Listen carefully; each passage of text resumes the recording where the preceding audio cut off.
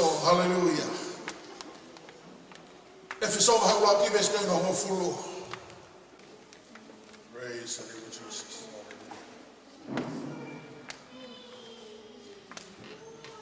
To be put into effect when the times will have reached their fulfillment. When the time becomes to the fullness. Praise the Lord. The fulfillment. Hallelujah. When it achieves its fullness, hallelujah.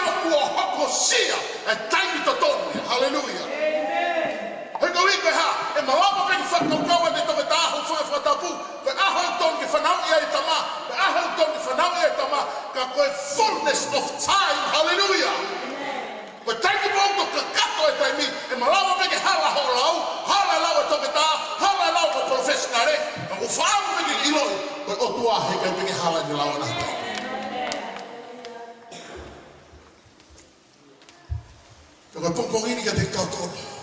to bring all things in heaven and on earth together under one head.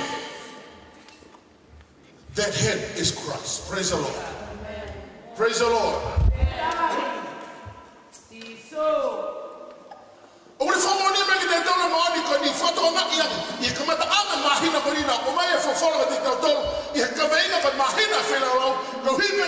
It is your time. Hallelujah. Whisper to the person next to you, it's my time.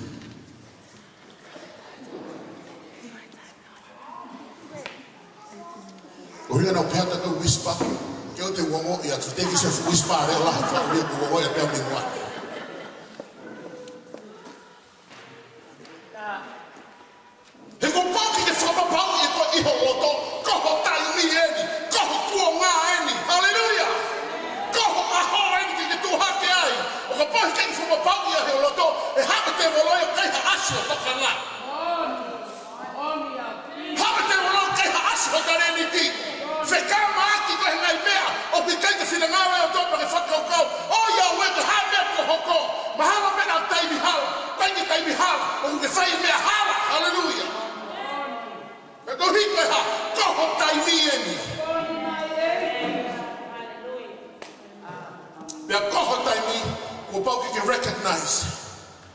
it is time for you to achieve God's fullness. Hallelujah.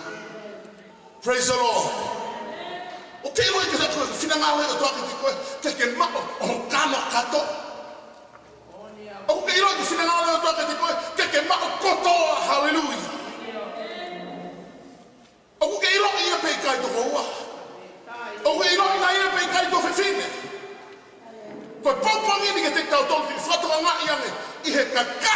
hallelujah. Say that with me.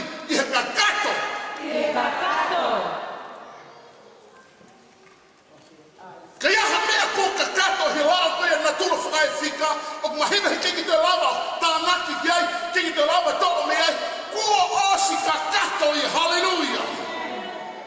Praise the Lord. If fangamani ngani ko silo e koia. And I tapa to to be homo e tike kakato.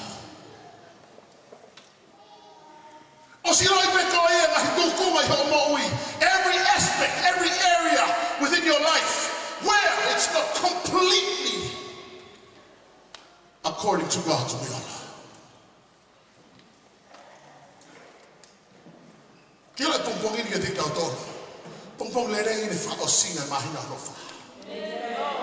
Hallelujah. Hallelujah. Glory. I'm so blessed. When God deals with your heart, when God deals with my heart, He is the one that will do the completion. Hallelujah.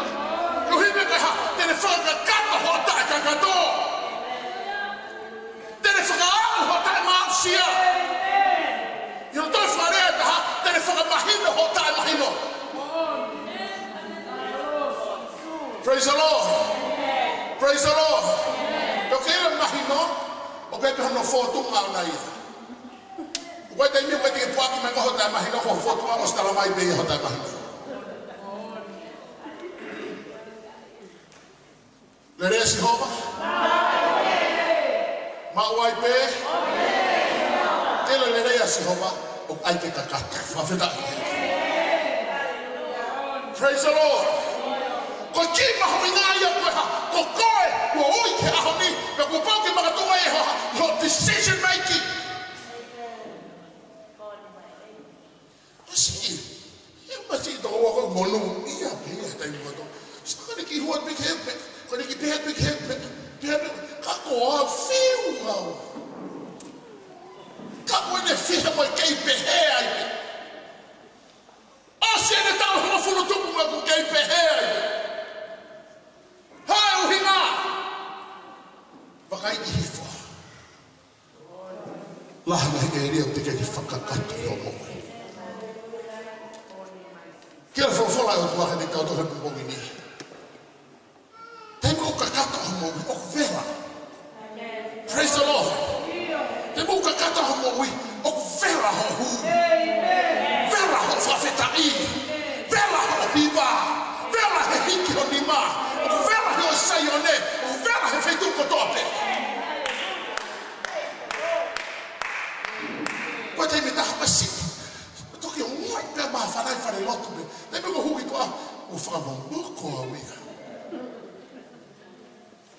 Kau hi koe ha, te kaki ka kato o tuai a koe tuai. Praise the Lord. He kau hi, o kei whatoka nga i tau. Yes, hui fwoi tau sai o ne pa whakalata whiohi. Te tātu e te koe si tau sai o ne, kono te hui e ki tau tolu, ki tai ko tau hua tahi mena pāko. Hei kei te hao hao o tau oua. Hei kei te hao hao o tau whiwhina. Kei tai me meo ki whatongai hake ai. Ko tai ta whaata koe kua ui koe ki kakata. Ko hui me koe ha, ko ki whapiko piko e.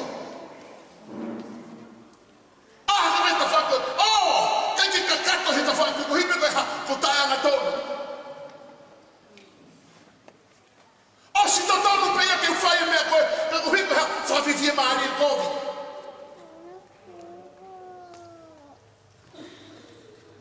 Kira e o tua, aho ni mea wato whaino maari e, ina ne ui koe ki mea ngau e koe he aho. You are called for today's generation. Keke malawa e aho o ke atakai o kuke iai, ka ko hai o ku hui ke whaitu pea, ko koe, hallelujah. Praise the Lord. Praise the Lord. Fofoki o mumana tuki ta foki ta senesi. Ai a mai mo ta mai ke ua ko ni, e peri mo keini. Hia me hinga mo matua. Fonaku yo mo ta mai ki ko ni. Mo ta mai ki tatau, tamai tatau, fae tatau. Hana na hoko, kehe. Mo ta te hinga yo ko ni. Why were they so different? E ko hina fini to ta, ke de whakakata whinangalo o toa, fini to ta, ke whawhiwhi maari pe o whaipe ne lawa na wani whakututu. Hai mena toki e ai, na e ai he teimina na hao ai na whaine whailaula. Tira ko teimu kutau whai ha whailaula, o mune whakae a koe, whawhita ake. Praise the Lord. Praise the Lord. Teimu whakae a ki tangata, o mune whakae a koe i he ha, he a whio a sihopa. O tua ngu alofa, o tau hike. Whatongai e na tupu hake, na kai e mea kai tatau, ako na ki tatau, tupu hake tonga mo oi tatau, pa hamera na kehe ai. He kau hina e to taha na ofa ki ho tua, pe ne whaam ke ka kata sinangalo o tani mo oi, pe hata mai aike taha na ne ha, whini beki hono hala ona, whatatau ki ne makai, whatatau ki ne whakaukau, whatatau ki ne whanongo, whatatau ki ne ongo. O whewhe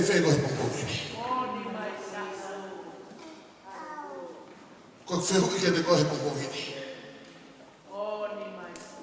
Which of the two brothers can you identify with this morning?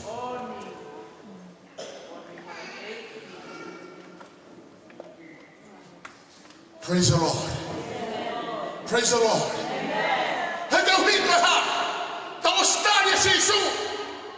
Ta Tau mo ui ke aiki. Tau hame a whela i me whahine ni hia. Whame a bea me whahine ni hia. Tala no i kuna whahine ni hia. Tai kuna me whahine ni hia. Laka atu whahine ni hia. Papa kingi me whahine ni hia. Tau o stupu ki nau tau reha mga tata ta. O i peke haa lau maare maani o ni me whanau. Pompongine koe kehe kai na loto.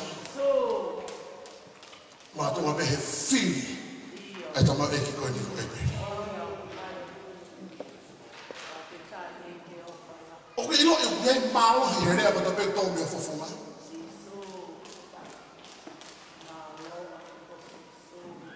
Do you know that there's power in the words of which you speak?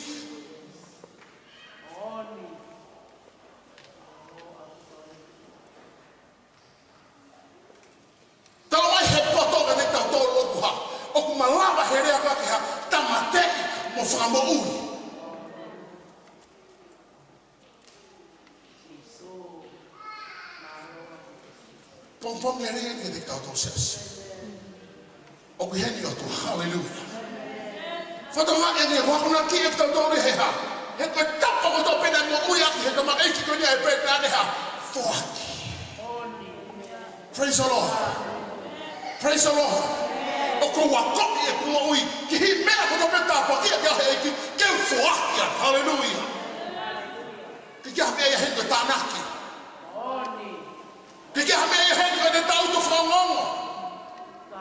Everything that you do in the house of the Lord, know that you have the right motive, and that is to serve the Lord Jesus Christ. Hallelujah.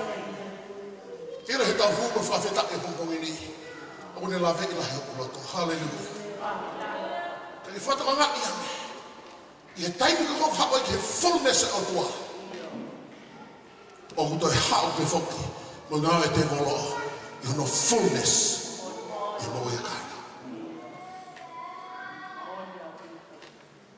Now when you go on the fullness of his glory was upon Abel.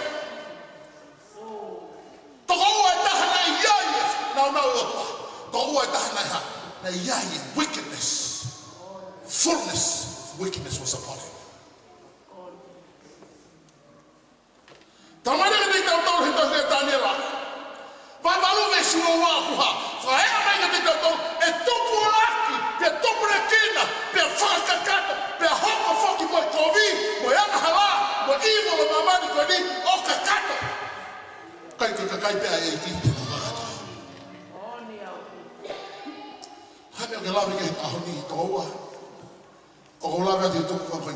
Look around you and you see how evil this society is. Look around you. You only have to look at your phone. You only have to look at your television. You only have to look at your computer. And you see how evil this world is right now. Okay, Lobby. Hallelujah. Amen. Praise the Lord. Amen. It is your time. Hallelujah. Let's do our part.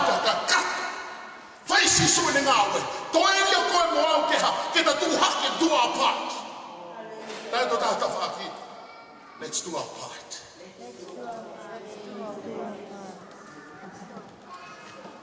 Praise the Lord. Praise the Lord.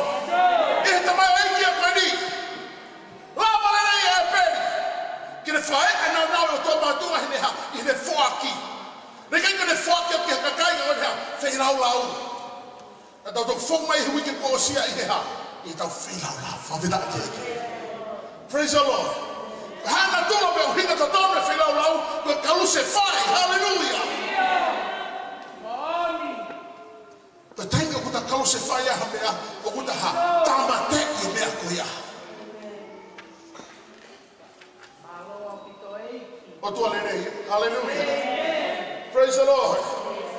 Hallelujah. Ikai matoi kuo mai na toi kovi haki. O hange ko kuo ma koe o noa. Ki whakapakai mi ke atakai. Kai te whakiheke. Te awat ki te tuha sopi o malanga. Ko kalasia te hako whakanga. Hako kape kape. Hako ere tai tau. Kai ki te whakiheke kuo ngane mi kuo nganoa.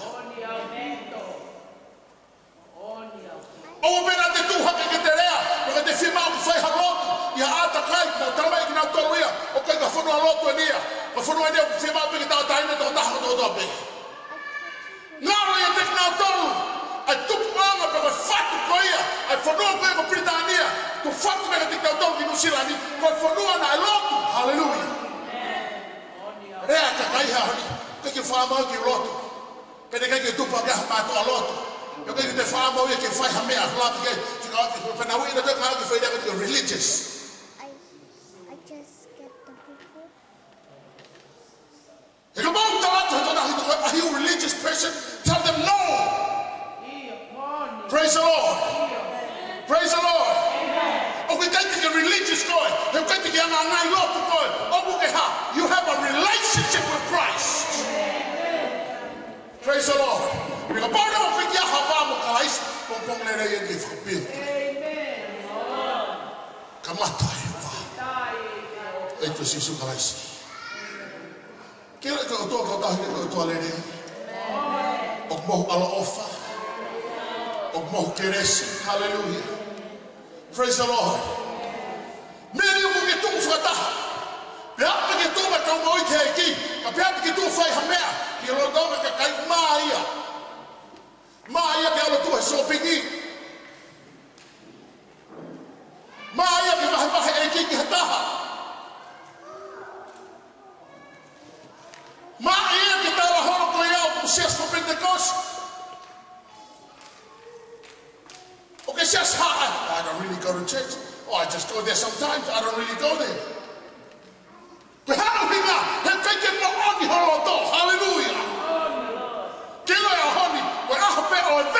Hallelujah.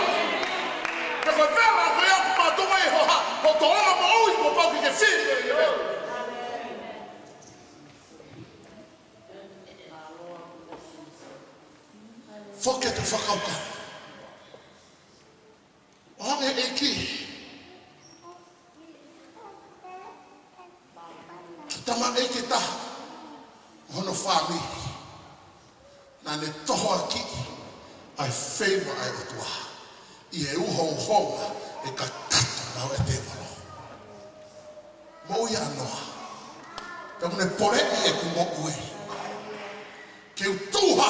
Hallelujah. I e kuama koe ni, i e tauta ngata koe ni. I o ue i humu, i o ue tau klaro. Nau kei tuha ke whakakau i he tuha koe ni. Eiki, koho ui. Hallelujah.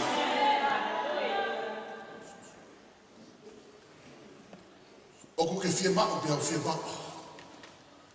Alau mari mari ni he pompong ini. Ako ima e penga te tau tōni. Tōma tō tōni.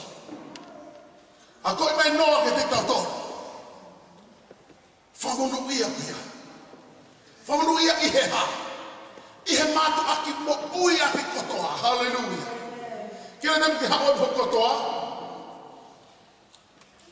O ke ilo e kotoa ki i he otoa e ne wheiwa ke turi mui e te koe me kai. Ko hinga ia, o tapa ki e mo ia mea. Ko hinga e fia e pia mea. Nea mo pe ki hane se niti ana ia. Ko kei mari pe ia. Kei whawhetaki pe ia. Kei lere pe ia sa ione. Ko ne iloi whapapau e ia. Ko e wheiwa e otoa turi mui e te ia. Hallelujah. Ki iloi ko e wheiwa e otoa turi mui e te koe pompongin pe. O te ke alo tūri horo e whainga mahari e. Hanga kia si hova. Kani hanga e o whikau e whainga mahari e ke ne tūri e koe. Whawheta i ke eki. Whawheta i ke eki. Whawheta i ke eki. O mai e pala hangi ne te tau tole si pinga koe ni mātu mai he hao. Mea koe vera. E ni mātu aki hanga tōna. Hanga tonu i he nieva hanga fulu, hanga tonu i he ne whaki, hanga tonu i he tāpua kifo materia ia, e ni kei hanga tonu i he mea kutukotoa me. Hei me tāko whakaukau at eiki. Whawhita, ko whamanga, na whakaukau au ia, ko ki se ni tipe ne atua i ke te koe hanga fulu. Tok mahino ki a te au. Iho whorofora, ko e ku mea kotoa pe ke tāpua ki takia. Praise the Lord. Praise the Lord. Te une pone I hoku loto. Ke lahi ana. E mea ku te whahi ngā eki. Praise the Lord. Kila ke mo ui maani o ni me whailau lau. Hallelujah. Praise the Lord. Kila ke mo ui whaitotonu ko whailau lau. O ke iloi ko te lalaka I he tui ko whailau lau. Hike ke malawa ke maalohi ho tui a uia. Wa pauka ki ula ke hanga whailau lau I ho kita. Kia te ki te laka whatatau ki ho wakai. Kia te ki te aru whatatau ki ho whanongo. Ka ke whalawa ka kata peke o tua. Hei ni ki whalawa ka kata ki o tua. Hanga he o tua a ia. Tāpua ki ho mo. Praise the Lord. Hagi ta mai aiki. Ko me ni ki matu mea lere. E unonu ngai. Whai loto whatapu ki mea lere koe ki. Nā ku loto. Eiki. Tāpua ki mea lere koe ni. Ke whai ai ho mafi. Me maha me nei whakakoe ma whiwhiki te whai a mafi ka whuka koe ki aha kula maari koe ki aha loto mea mate. Kei lomi. Koe tua ko loto ki ai. Koe tua koe nane wharea maka. Whawhita i kei. Praise the Lord. Koe tua koe nane o mai e vai mei he maka. Hallelujah. Koe tua nane whangangana mana. Koe tua nane maheki kahi kula kula. Koe tua ta tau o kuha. O kune kei ta tau reia. I don't know about you, but the God that I serve still remains. Hallelujah. Nothing has changed. Aholahi me rik tau toki. Te tau hao ki whaosi. Sapate. Whaosi mahina ko Epeleli. Ila ko koe mo ahu. Ako ima e palahami te tau tore anga tonu. Praise the Lord. Praise the Lord. Praise the Lord. Ai ki ngata whuki hai. Ai a ko I mai e so siwa ke te tau tolu. Ke o ai hoko pe. O rea ki pe wholofola. O ai tuku loto I pe wholofola. Kai mo ui a ke wholofola. Kila mea I o vai a honia. Pe whatoka ngai hake ea. Oku mo oni. Ka ki te asia lahi taha nao meis lau loto he pente kosi. Ki te asia lahi taha nao lau wholofola he pente kosi. Ki te asia lahi ake nao whatapui. Me nao whamamahe e me topi mamani o hangega pente kosi. Whaai he iki hok mata he tukunga koe ni. Koe wholofola ko pau te he a mahia he te tonga mooi. Praise the Lord. E ko pau he kei te he a mahia. Kau kei te aona ho mau loto e koe. E kau hime tuku loto wholofola e te koe. Ke ha. Ke ona mahui me mutuka ke ha. Whalau loto. Ke he a mahia e fua koe ia. Kau hinga e toki tāko a ki whamateria e koe. Matunga I he ha. Fua. Hallelujah. Uhinga I te kera laka I me he ikuna ke ikuna. Te kera laka me he nau ke nau. Kau hime koe ha. Koe ha fua mai e mea whahe iki. O ofa mai because he's the pricing he te kau tau. Ia pongpongini. Kila eiki. O toa muhu alo ofa ia. Une a fio I pia ki tau he tonga ku tai. Une a fio I pia koe. Ngata anga ku ke iai. O sio ngata anga he pongpongini. Kam nei hengia ki whawhetau laki e te tau tau. I whonga whakau. Hallelujah. Ta tau me mga hane o ke whaua he pongpongini. Tuka mua ki hanga e peri o tā mai. Siti naga te tau tau he pongpongini. Oska kata, the fullness of time. O hifo ko toko toa ena I mea ko toko toke. Kei whatoma ena I mooni koe ni. Koe kakato. Ho mo'ui. Ho whelo lau. Kau hipe ka eiki. E whae ahe eiki. Ai ne kakato ki ho mo'ui. Kei te ke lalaka koe. Like never before. E whaava eiki e me ta pā. Kei ke malau hatangata ia whaava. Hallelujah. Whafoa te eiki a koe I he nau. Whamunu ia. Ne kei te whakaukau koe te hapsia. Ka eiki koe a kune hene mo ki tau tō. E bongbongini. Roto pe koe whafonga ko tō. Hallelujah. Bless the Lord. Pau ke fema halotu ma ke hei pumpungini. Pau ke hiki pe honi mai fitu pe ko ke ai. Hallelujah. Bless the Lord. Hiki pe honi mai fitu pe ko ke ai. Hallelujah. Tapu ki ka hiki, tapu ki na ka hiki. Tapu ki na ka hiki, hiki pe honi mai pe tu ko freu kilalo. O ka fio heo. Pau ke hiki ho hiki ko to hiki to ta. Ko hiki pe ko tari io ki folofola. Te ka fio heo to ko e tu ko ke ai. Te wha lot ma ke he ma ki mo tolu ko ta pena hiki ho moni mai pe. Ya wa te lo mari e ki he ne fonga. E ta mai mafi mo ha mo lo to fa to ki lalo ki a. Mo ha mo lo to fa ata ke te ko e pe. I lo to tuku loro. E a fio e nima ko to pena hiki he pompongi. Whawhita o laki ki he moku i ko ia.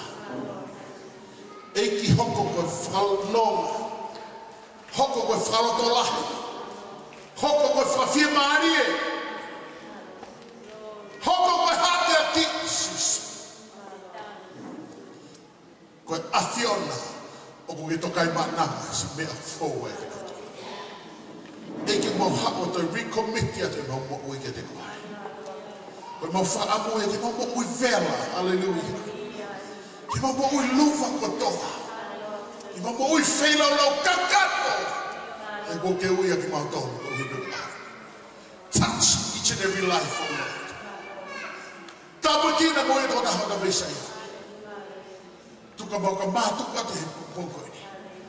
Ki iai me makehe me whai mau haha. Whai tapu kina i mua me he lai tāke sita. Oh Lord, singa hi lau maari e whakau ko tōne. Na o ngomi koe me makehe whai awhia. Wa tak whatokanga behi pongpongini ki atu pe langlangi mangeia.